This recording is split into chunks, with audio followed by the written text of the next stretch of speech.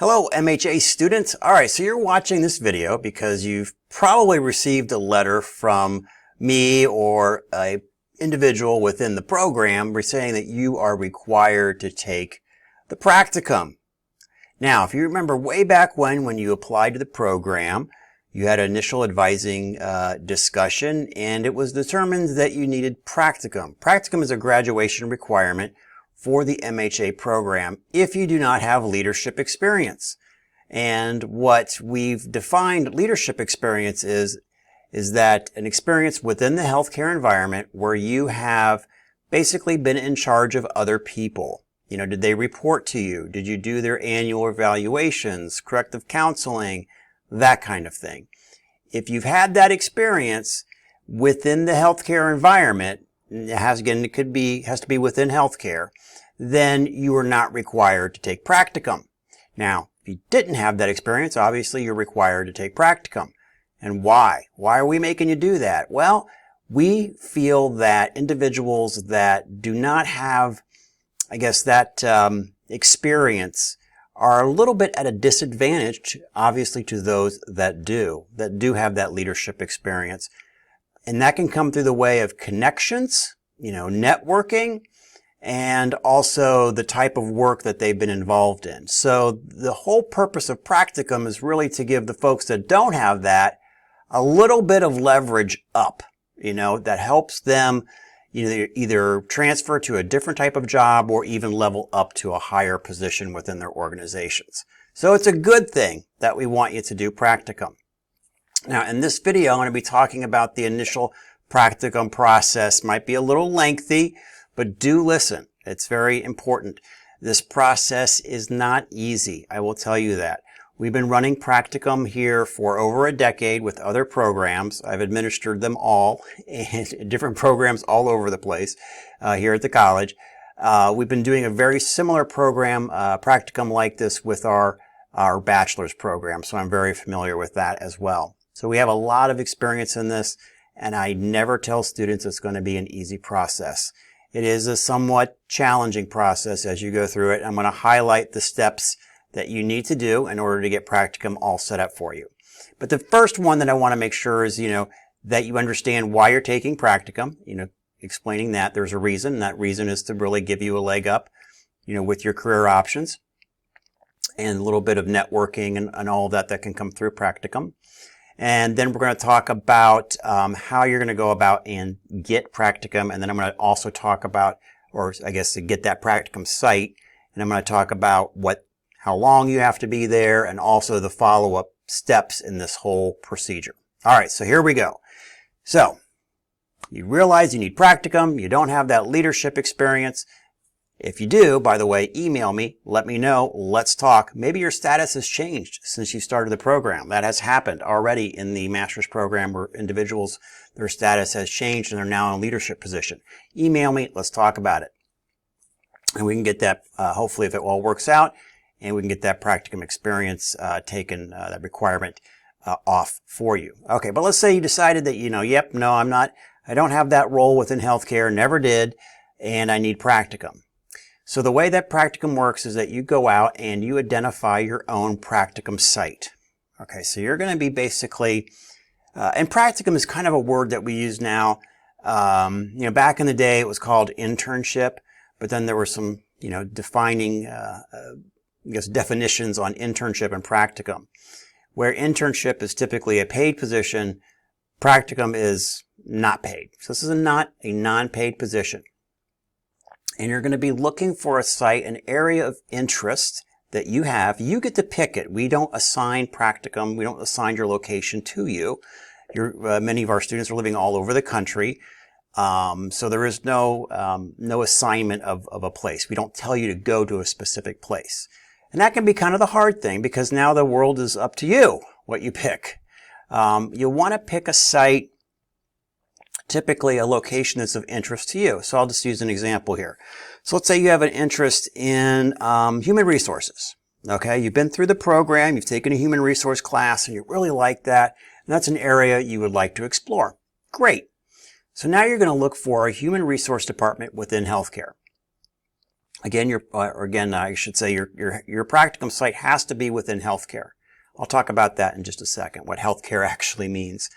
But let's say you're interested in human resources.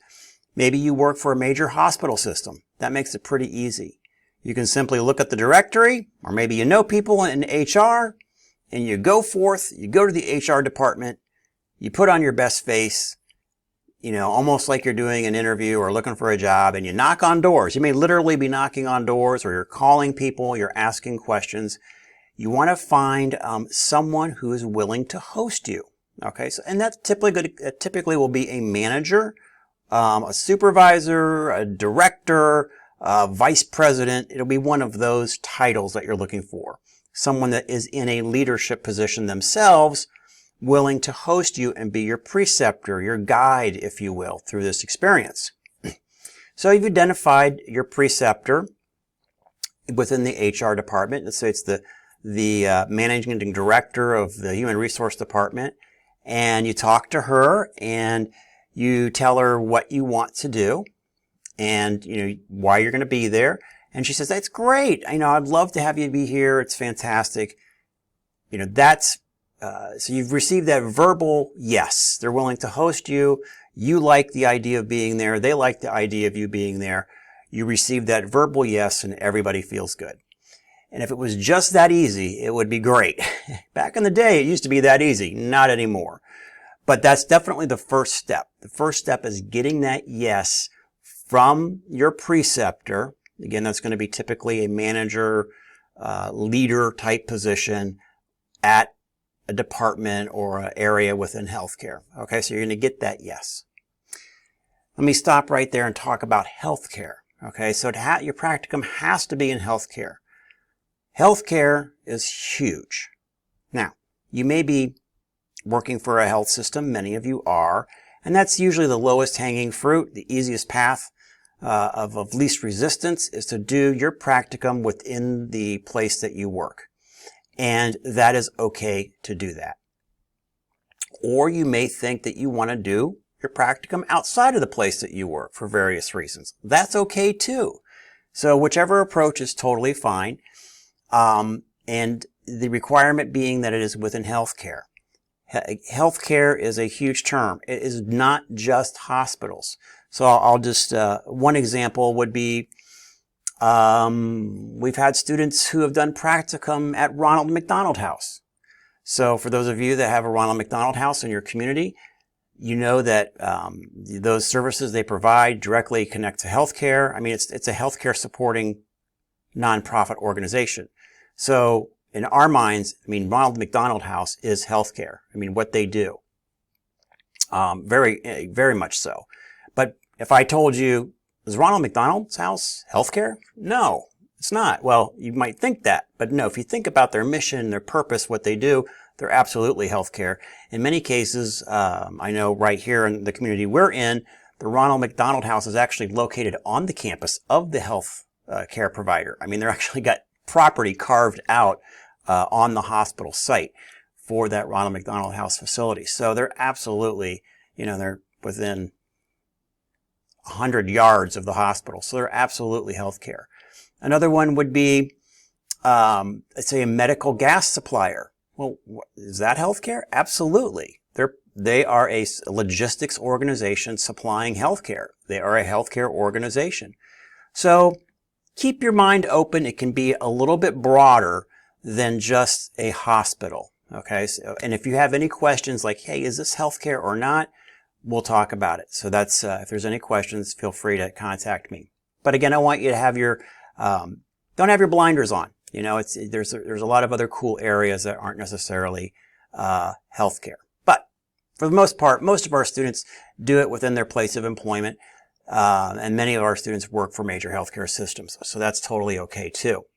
Now, what's not okay necessarily, and it's something that you and I will have to talk about, is doing your practicum within the department you work, okay? You can do it within the institution that you work, no problem. It's doing your practicum within the department that you work. So I'll give you an example there. So, by trade, I'm medical imaging. So let's say you're in a medical imaging department and you want to do, you want to work with your manager or maybe the district manager of the medical imaging department.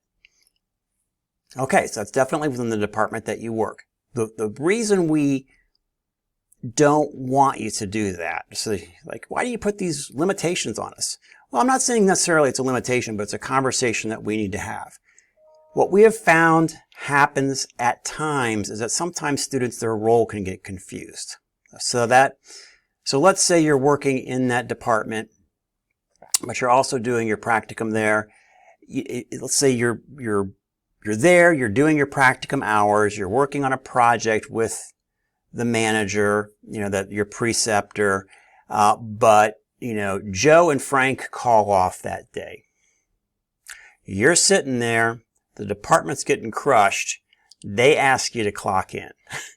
So that's not really cool. I mean, we don't want that contamination of, that we want those hours to be uncontaminated, that you don't kind of feel the pressure necessarily to jump back in if the department is calling, Now, again, you might be able to do that and keep the firewall for the most part between those two roles, but we don't want that to happen, consistently. Nor do we want you, to be asked to call to help and be working for free. No, you shouldn't do that. So we want to it's really to protect you. And as long as and again, we'll talk about it. If you feel comfortable, that role, that practicum will work out within your department, then most chances are that we're going to let you do that. But we want to talk it out first to make sure for your protection, we don't want you to get kind of abused. Not that anybody's doing it intentionally, but I just know how sometimes things can creep in there, especially in healthcare, when you're short-staffed and they see you sitting there working on a project, in a room, and they can bring you in a second. It can be kind of tempting. So, all right, so there's that. So again, look for a site within healthcare, preferably not within the department that you work. But if you want to do it in the department you work, let's talk about it and make sure that it's a right fit for you. And then find that preceptor and get that verbal yes, that warm, fuzzy feeling. Everybody wants you there. You want to be there. Now, to get that yes, you're going to be talking to your preceptor. And so what do you say? You just walk in there and say, hey, I'm in a master's program and I really would love to do my practicum here. And my practicum is 120 hours and I need to really have an interest in project-based work. Is that what I say? Yeah, pretty much. That's what you say. So let me break down that statement that I just said. So you will, when you talk to that preceptor, they're going to say, okay, well, what do you want to do? Why are you here? Well, I'm here because I'm in a master's program. So you tell them that. And then it's a requirement, maybe you don't say it's a requirement of your graduation, but it's a course that I'm taking.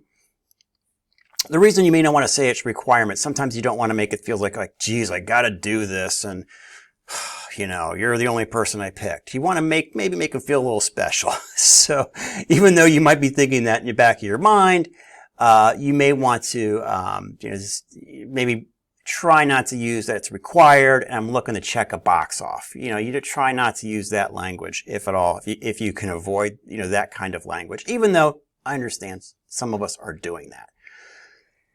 So you're going to talk to them. You're simply going to say, I'm in a program. I'm your master's program. I need a practicum. I would really love for you to host my practicum. I have, why me? Well, I have an enthusiastic interest in human resources or whatever. Fill in the blank there.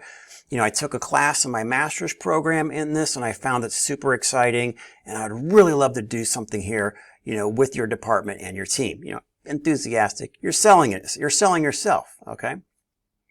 And then they're going to ask, well, how long is the experience? How long do you have to be here? What is that going to look like? Well, I have to be here 120 hours. And those hours may be, we'll talk more about this in a second. They may be, over 1 semester or 2 semesters. Okay. And how we schedule those 120 hours is completely up to you and me and us deciding that. That's absolutely kind of true. So you guys get to make your own schedules. And then they're going to say, well, that's great. You're enthusiastic. You got 120 hours. And they're going to say, do I have to pay you? No, you don't have to pay me. So it's totally, there's no charge. So they're going to really like that too. And then they're going to say, well, what do you want to do here? You're excited about being here in human resources or whatever. What do you want to do here? And now this is where the fun comes into play. What we like you to do here at the college is we like you to do project-based work. Okay? So use that phrase. I really like to work on some projects with you. My school is asking that I kind of focus on project-based work, and I'd really love to do that. So most managers and supervisors, VPs, they have a project they're working on, or they have something they want to do but simply don't have the time to do it. You're coming in there and you're providing 120 hours of some pretty qualified labor. You're practically done with your master's program, and you're going to be able to help them out. So that's kind of the good thing for them. They get some free labor on a project that maybe they need some momentum to help get it through, or they may have an ongoing project and you're just one more person they can add to the team to help with the project. So that's what you're looking for, project-based work, okay? And I highly suggest you suggest that to your preceptor. You want that type of work. The work you don't want to do, okay? So these are the things you want to avoid. Busy work, okay? We don't want you answering phones. We don't want you cleaning and organizing the stockroom. Now, with that being said, there may be a time where you're asked to do some busy work. We all do busy work. You want to show that you're a team player, that you're a contributor, all that stuff, okay? So let's say, we had a student they were coordinating an employee event. They were doing the HR thing. So they helped coordinate an event. It was like an employee appreciation type thing. And, they built the event and they made the outline. They did everything it was perfect project. They built that whole experience and project that all out. But they also were setting out the cookies and blowing up the balloons, So that's cool. That's perfectly okay.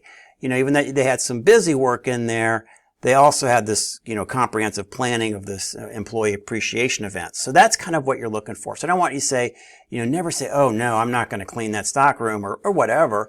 You want to show that you're a team player and that you're a contributor. So that's important too. But by no means should that be the vast part of your experience, and that should not even be programmed really into your experience with your preceptors. So make sure that if that comes up, that it's understood that that's not really helping you, and that doesn't help you with your education. So that's one thing you want to avoid. The other thing that you want to avoid or make it a large portion, is shadowing. This is not a shadowing experience. You don't want to shadow somebody for 120 hours, trust me. Now, there might be some shadowing involved. That's okay. But again, it should only be a small part of that. In some cases, limited shadowing can be super valuable. If you're going to, your preceptor says, hey, come with me. We're going to a meeting with the CEO of the hospital. That's great stuff, okay? And he says, keep your mouth shut, but come on, come with me and watch this. That is fantastic stuff, okay? So that's good. So some shadowing is good, but don't think that you're just every day there, their little puppy in the background and shadowing. No, you need to be doing that project-based work. Now, why project-based work? Why do we like it so much? Well, remember, the whole thing about Practicum is this is something for you. Okay, it's a win-win for everybody. Your Practicum site and your preceptor, they get free labor, they get help on a project, and then you get something too. You get something that you can put on your resume, your CV, that you had a Practicum at, XYZ department or whatever. You can I recommend that you even put that on your CV. And then if you have, if you did, let's say, an improvement project, you can, worked on an improvement project that increased patient satisfaction by 9%.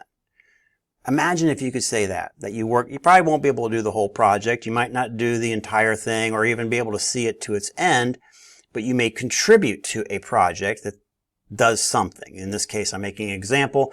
You improve patient satisfaction scores by, whatever, 9%. Now, you're sitting in an interview 3 years from now, 2 years from now, whatever, 1 year from now. You're sitting in an interview and you can talk about that. That gives you a story to tell. Yeah, I worked on this project. We organized an employee satisfaction day. Here's how I did it.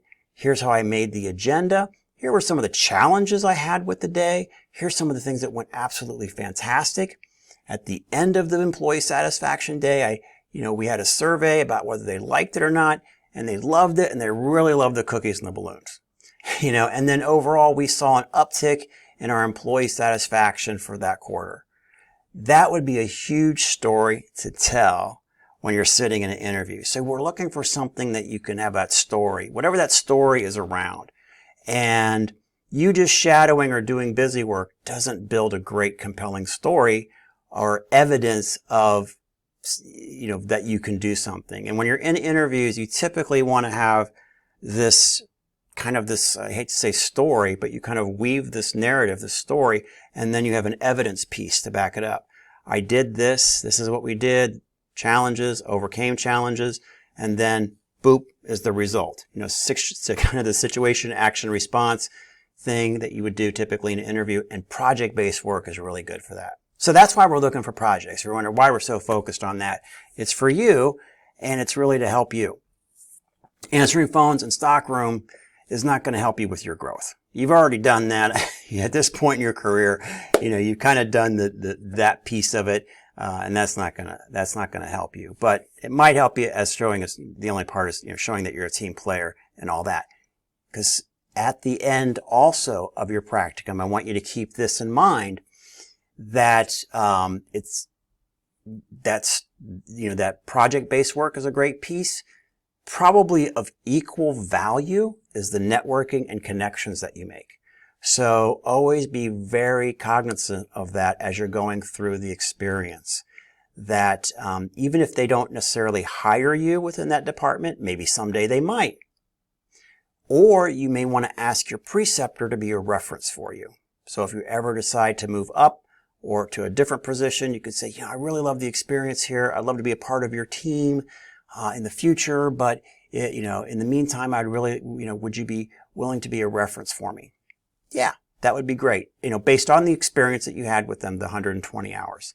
So that again, constantly be thinking about that as you're going through your practicum. We'll talk more about that when you actually enter the practicum. But the big thing here is, getting to that yes. So I've told you kind of some of the things they're going to ask you.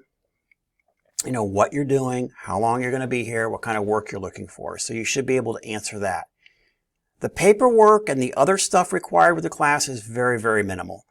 From your preceptor standpoint, they're going to do 1 2-page evaluation of you every semester. That's it. And it's a very quick thing for them to do. May take them 15 to 20 minutes. That's the only thing we're requiring of them, or even, actually, we can't even require it of them. We're asking of them is to be able to evaluate you. You'll have a little bit of work to do, not much at all, academically in the practicum course, which is actually a course. But there is a little bit for you to do as we're going through, but it's not like your other master's courses that you've gone through. The work for practicum is the hours that you put in. That's the thing. All right, let's talk a little bit about those hours. So I've said 120 hours. That's the requirement for you to complete practicum. That's 3 credit hours here at Mercy College, equates to 120 physical hours out in practicum. I did mention, I kind of alluded to the fact that 120 hours may be over 1 semester or 2. We're going to try to get you out in practicum as soon as we can. And that's as soon as you want to be, and we can. There's 2 things: when you want, and then when we can. And we're going to get to the fun stuff in just a moment about that. And so it may be over 2 semesters or 1 semester. 120 hours over 2 semesters or 1. You can kind of figure out the math. It's either going to be about 4 hours a week if you do a 2-semester version, or, you're probably looking at about 8 hours a week if you're doing the 1-semester version. We don't care. I don't care. I'll be the instructor for the course. How you get those hours in, 1 week it might be 10, 1 week it might be 2. Don't care. As long as we have the hours completed by the end of the semester that we need for that particular amount of credit hours. The whole number of credit hours is 3, okay? 3 equates to 120 physical hours. Okay, remember 3 equates to 120. What many students do is they split it. So it's 1.5 credit hours in the first semester, 1.5 credit hours in the second semester that they take practicum. Obviously, 60 and 60, right? For me to give you a passing grade, I got to demonstrate that you've banked 60 hours. So again, up to you how you get to those hours. If you have a bunch over, hey, great. Roll them over to the next course. I'm totally okay with that. If you're under, that's where we need to talk, because I'm bound by that credit hour and practicum hour relationship, that equation. I'm bound by that equation. So, you know, if you got 40 hours, you're required to get 60. You know, not passing the course. So we got to make sure you at least cross that threshold of the minimum requirement for those particular credit hours that you're doing. Again, if you're doing this to 1 semester version, you got to get all 120 in that semester to be done with it. And the same rules apply. If you're not at 120, you technically don't pass the course. There's a couple other things with the course that, you know, kind of pass or no pass with the course that you need. But the biggest one is the hours. That's the thing so that's the bulk of the course. That's the meat of the courses. And that's where you're putting your time and effort is the hours that you're out there in practicum. Now, I said the word actual hours. I might use the word, you know, office hours or hours that you're out there. For most students, the practicum, you're physically at the site doing stuff. There's a lot of value about being physically there and doing stuff and interacting with people and networking and all that. There's a lot of value there. Occasionally, you may be asked to do some research, and you might be really geeked about that, excited about it. That's fine. And if you are doing research, maybe you're doing research at home. That's perfectly okay too. So let's say your preceptor says, hey, I need you to research, you know, regulations for,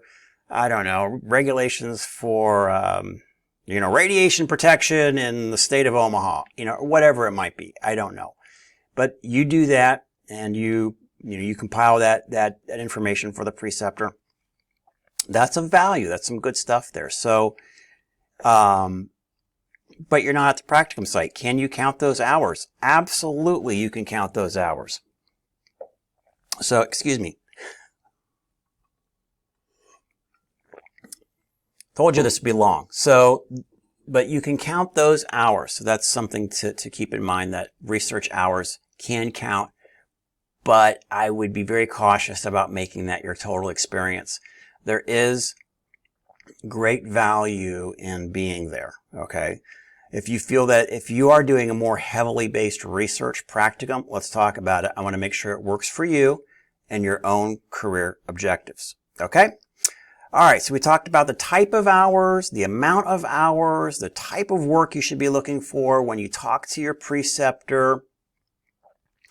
And you've talked it all out because they're going to be really curious about what you're doing. So that's, you got to be prepared to answer that. What you're doing, why you're here, and what do you want to do? Okay, so hopefully now you can answer all of those questions. And now let's say everything's all warm and fuzzy. They love you. You love them. You're ready to go. Everybody says yes. Okay, right there in the room. Now what? Well, now comes the really challenging part, and that's the legal departments.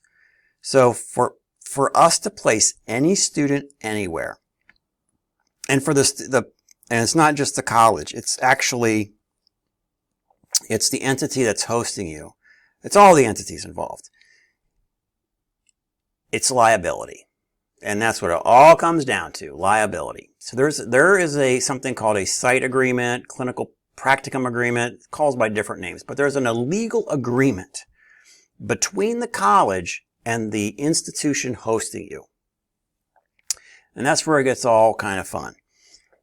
The college has an agreement we can use. Your institution, most likely, 95% of them or all nowadays have their own agreements that they want to use. Okay. So whichever agreement that we're using doesn't make a difference. There's an agreement that's going to be in the background. Who's liable for what?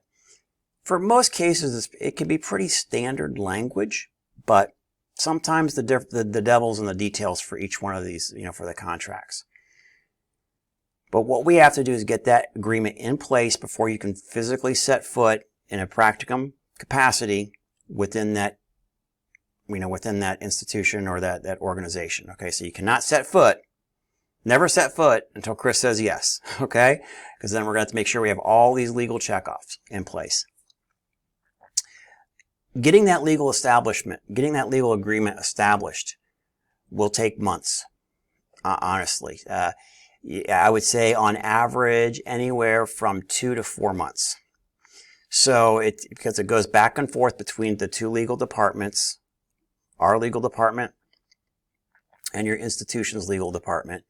Even if it's just going through a single review, the easiest way, single review, that can take a couple months. When you have to do changes, like particularly, let's say they don't like what we're asking for.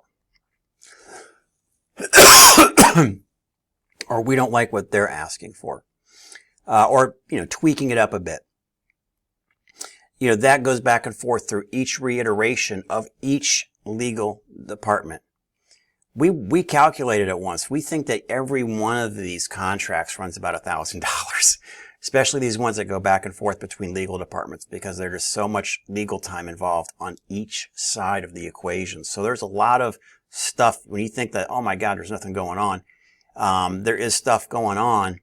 But then it also sometimes does go on rather slowly too. That's the other process because you're in a health system legal department. Mercy College is part of a large national, actually international, non-profit, Catholic-based health system. We have a massive legal department. Your institution probably has a massive legal department, or the institution hosting your site will probably have a massive legal department as well. It just grinds slowly. Where we find the most success is with small places that maybe don't have a legal department, or maybe just one person. Those tend to be a little bit quicker. But that's just FYI. The one thing I want to impress upon you is that part 2. So part 1, step 1 is getting the yes. Okay, that's easy. Relatively easy. Step 2 is getting a finalized clinical agreement, practicum agreement, in the background for you to cover liability. Now, outlined in the information sent to you is something called a practicum information form. Basically says, where do you want to go? Who's your preceptor? What's the contact information? We have a department here who will contact your preceptor and start working through that maze. It's almost never your preceptor that signs the clinical agreement. Almost never. It's going to be some CEO, CFO, Department of Graduate Education, something like that.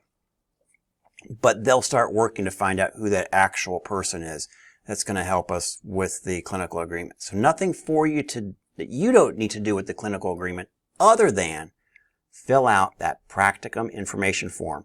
Send it to the individual identified on the bottom of the form. Send it to her, and then the whole process gets started on that. And don't delay. Order today. So definitely don't delay on identifying that practicum site. Have that conversation with the preceptor.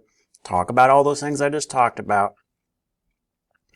Get that yes in there from them, and then fill out that form and send it to us. And then the wait starts. And then we're going to start working with that to get the clinical agreement in place. Okay, so that's step 2, clinical agreement. Not much for you to do other than fill out that form and then wait. I will ask you on that form, a lot of students don't do it, but on that form, it says, have you thought about an alternate site? What would that site be? Think about a plan B. If for some reason we can't get that clinical agreement in place, and it does happen about 1 out of 10 times, if we can't get that clinical agreement in place with your preceptor, even though they've said yes, there's usually somebody in a legal office somewhere that says no, okay, for whatever reasons. So if that happens, just have that idea in mind. Okay, if this falls through, here's where I'm going to go next. I don't say necessarily reach out to them, but you got kind of an idea of where you want to go. So please, you take a moment, kind of think about maybe what your plan B might look like. All right, so that's it. That's the step 2 is the practicum piece that will have to be done, that legal agreement. All right, so that's going to, imagine that's going through, that's working. So you got the yes, you filled in your practicum information form, okay? You know that these legal departments are now working to try to get this thing done for you. Step 3 is going to be something we call Castle Branch. And you'll receive information. We don't want to dump you with a massive amount of information. So we kind of cascade this stuff to you. So once we receive that practicum information form, then you start receiving information about Castle Branch. That's a name that we use just to make it easy to talk about. Castle Branch is a third-party vendor that we use to aggregate your information. Okay?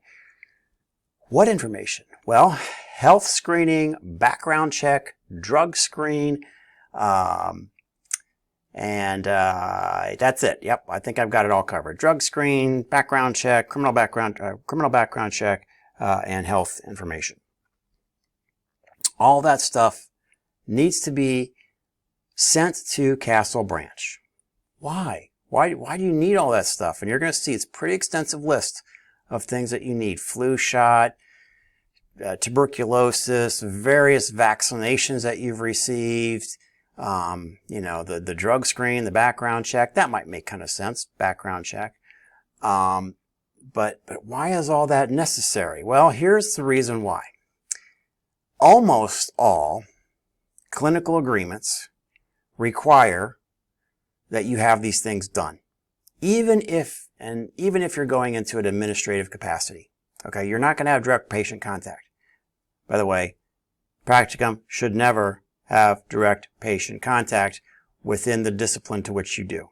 Okay, so if you happen to be a nurse, you can't be doing nursing. Okay, if you're a rad tech, you can't be doing shooting x-rays, okay, within the practicum. So let me just make sure that's clear. So there's no even direct patient contact, but you have to get all of that stuff.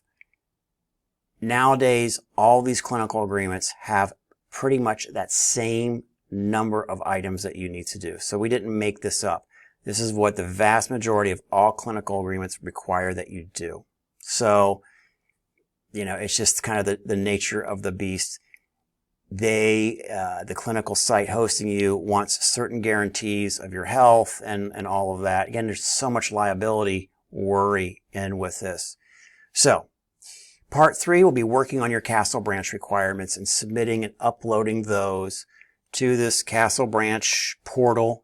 Again, you'll receive information on that. But it's another one of these things that don't wait to the last minute. Now, I've seen students do it in less than 2 weeks. Get all that stuff in, get it all done. But I'm sure it wasn't pleasant. Give yourself a good month and a half, 2 months to collect all that information. Because there's going to be some of it you're going to have, and there's going to be some of it you're going to maybe have to go to the doctor's office, get something done, or have the doctor's office fax you something. There's going to be some stuff in there that it's going to be head scratcher, and you're not going to have it. So give yourself a couple of months to finish step 3, that Castle Branch, when we send that to you. The Castle Branch, again, we'll send you information on that. Lori, one of our individuals here, she'll help guide you, coach you, through that process. Maybe annoy you a little bit, but we want to make sure you don't sit on it, because we do know that it takes a long time to do. And here's the other thing. We can't let you set foot on the ground of that practicum until your Castle Branch has been completed and we kind of get the green light for you to do that. So there's 2 things you have to do before you can set foot on practicum, or that have to be done for you. 1, we got to have your practicum agreement in place. Not much for you to do on that. We got to rely on the lawyers. And 2, Castle Branch, and that's all on you. So have Castle Branch all done and ready to go. Unfortunately, so I've had to delay students from starting. Everything else has been done, but they didn't get their Castle Branch done. And I said, no, you can't do it. The liability requires that you have this all done. We can't have you step foot on the premise until this is done. In many cases, the college promises that we've done our due diligence in ensuring that this student has completed all these requirements. And that's how we do it through Castle Branch. So if we're ever called on the carpet, we said, look, here's what we did. We did our due diligence. But if we are called on the carpet, let's say you get you acquire some sort of infection that you should have been vaccinated against, and we didn't collect that when we were supposed to, liability on the college. So keep that in mind. That's it's the reason, liability, but the ultimate liability is to keep you safe and maybe to keep any individuals that you're in contact with, other workers, or even some patients.